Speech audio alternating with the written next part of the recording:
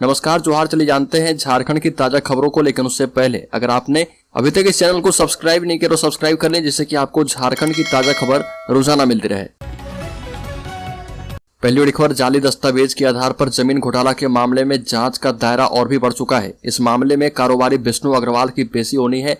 रांची के पूर्व डीसी छवि रंजन को प्रवर्तन निदेशालय ने 6 दिन की रिमांड पर लिया है और उन्हें बिरसा मुंडा केंद्रीय कारा से लेकर ईडी की टीम सुबह 11:30 बजे ऑफिस पहुंची है। छवि रंजन से ईडी 12 मई तक पूछताछ कर सकती है। वहीं आज विष्णु अग्रवाल को भी ईडी ने पूछताछ के लिए बुलाया है। अब तक की जांच में ईडी को यह जानकारी मिली है कि बरियातू रोड स्थित सेना के कब्जे वाली 4.55 एकड़ जमीन की खरीद बिक्री के लिए हुए फर्जीवाड़े सहित कई जमीनों के दस्तावेज की हेराफेरी में छवि रंजन ही मास्टरमाइंड है। बड़ी खबर, रंजीत सिंह हत्याकांड के मुख्य गवाह झरिया निवासी मुन्ना खान को जान से मार डालने की धमकी दी गई। उन्हें प्रिंस खान के छद्म शूटर मेजर के नाम से धमकाया गया है। मुन्ना ने इसकी शिकायत झरिया पुलिस से की है। इसमें लिखा है कि अगर उसे कोई नुकसान पहुंचाया जाता है तो उसके लिए बासेपुर के कमर मखदूमी रोड का रहने वाला प्रिंस खान और उसके भाई गोपी खान, बंटी खान एवं गौडविन जिम्मेवार होंगे। मुन्ना ने पुलिस को बताया कि उनके मोबाइल फोन पर व्हाट्सएप के जरिए वर्चुअल नंबर से मैसेज भेजा गया है। उसमें प्रिंस की तस्वीर के साथ धमकी दी गई है। मैसेज भेजने वाले ने खुद को छोटे सरकार का शूटर मेजर बताया और लिखा कि तुम गवाही पूरी कर लो, उसके बाद 100% दावे के साथ गोली मार देंगे। बड़ी खबर, फिर से संघर्ष की राह में झारखंड स्टेट स्टूडेंट्स यूनियन। 3 चरणों में लगातार 31 दिनों तक चलेगा आंदोलन।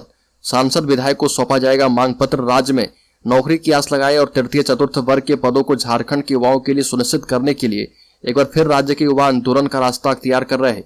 झारखंड स्टूडेंट यूनियन के प्रमुख देवेंद्र नाथ महतो ने बताया कि पिछले 4 महीनों से लगातार कई आंदोलन को ऐतिहासिक सफल बनाने के बाद भी सरकार उनकी मांगों पर विचार नहीं कर रही है। 60-40 वाली नियोजन नीति के विरोध का अब 3 चरणों में लगातार 31 दिनों तक विभिन्न स्वरूप में आंदोलन का निर्णय किया गया है। झारखंड स्टेट यूनियन के प्रमुख देवेंद्र नाथ महतो ने कहा कि 60-40 नहीं चलता आंदोलन महज रोजगार या नौकरी को बचाने की लड़ाई नहीं है, बल्कि झारखंड से भ्रष्टाचार को जड़ से मिटाने की लड़ाई है। यह भाषा, संस्कृति, रीति रिवाज को बचाने की भी लड़ाई है।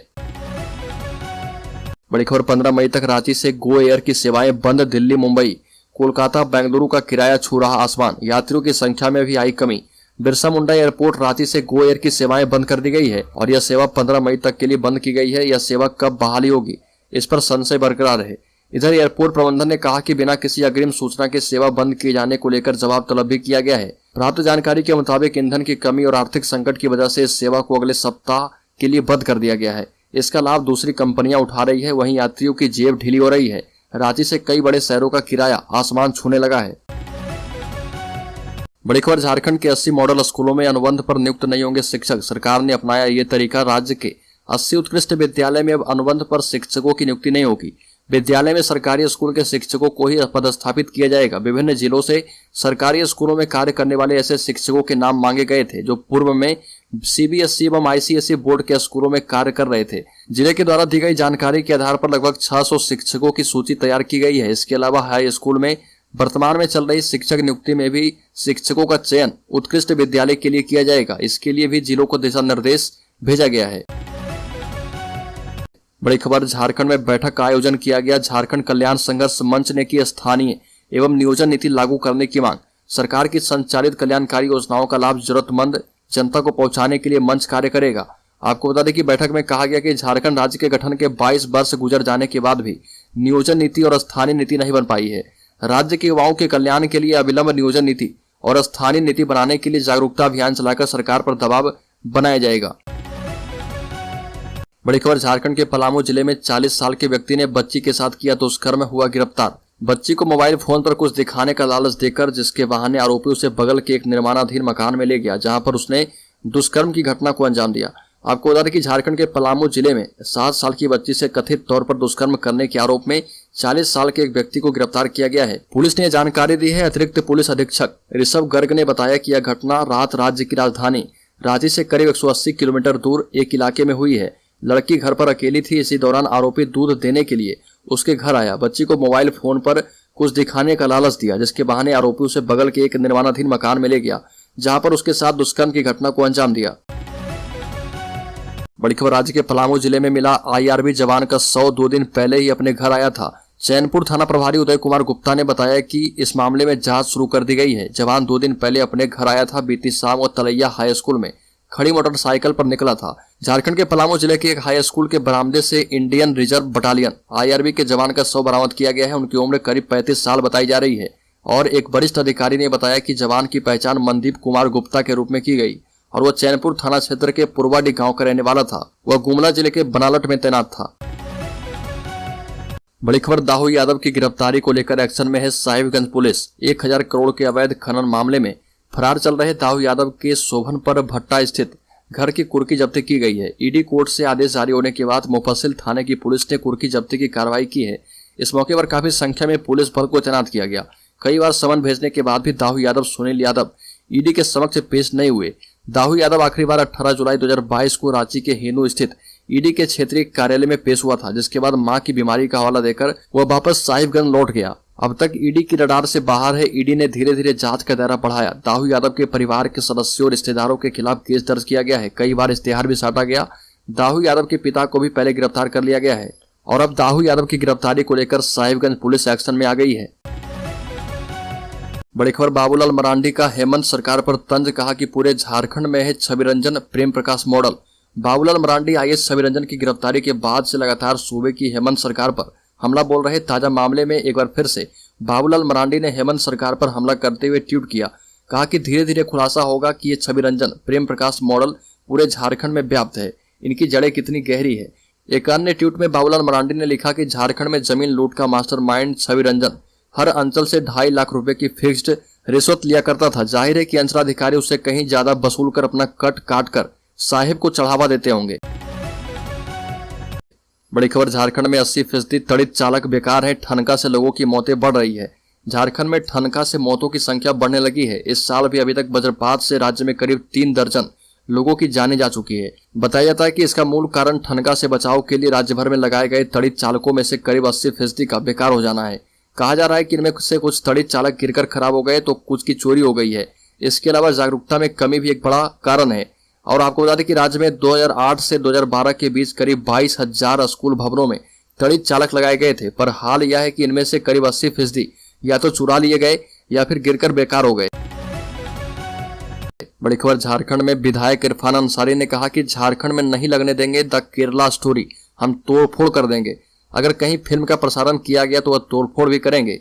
बॉलीवुड एक्ट्रेस अदा शर्मा की फिल्म द केरला स्टोरी काफी विवादों में है। इन सब के बावजूद भी सुप्रीम कोर्ट की मंजूरी के बाद फिल्म सिनेमाघरों में रिलीज हो चुकी है। केरल में धर्म परिवर्तन के मुद्दे पर बनी द केरला स्टोरी ने पहले दिन ही बम्पर कमाई की है। फिल्म ने बॉक्स ऑफिस पर Hollywood film guardians of the Galaxy को पीछे छोड़ दिया है। और इधर कांग्रेस नेता इरफान अंसारी के द्वारा फिल्म के झारखंड में विरोध करने का ऐलान करके विपक्ष यानी बीजेपी को बैठे बिठाए एक बड़ा मुद्दा राजनीतिक रूप से दे दिया गया है। बड़ी खबर, झारखंड के मुख्यमंत्री हेमंत सोरेन ने कहा कि सभी भाषा संस्कृति की अपनी अलग अहमियत है और इससे उस भाषा से जुड़े समुदाय को अलग पहचान मिलती है। श्री हेमंत सोरेन डॉक्टर रामदयाल मुंडा स्टेडियम रांची में आयोजित 3 दिवसीय बांग्ला सांस्कृतिक मेला के समापन समारोह में कहा कि इसे संरक्षित और आगे बढ़ाना हम सभी की जिम्मेदारी है। भाषा की पकड़ जितनी मजबूत होगी उतना ही मजबूत हमारा समाज और राज्य होगा। मुख्यमंत्री ने कहा कि झारखंड की जो संरचना है उसमें अलग अलग भाषा और संस्कृति का व्यापक प्रभाव है। हमारी सरकार भाषा और संस्कृति के साथ राज्य को आगे ले जाने का प्रयास कर रही है। बड़ी खबर, रिमांड के पहले दिन पूछताछ में सवालों को टालते रहे छवि रंजन। ईडी ऑफिस में हाजिर होंगे विष्णु अग्रवाल।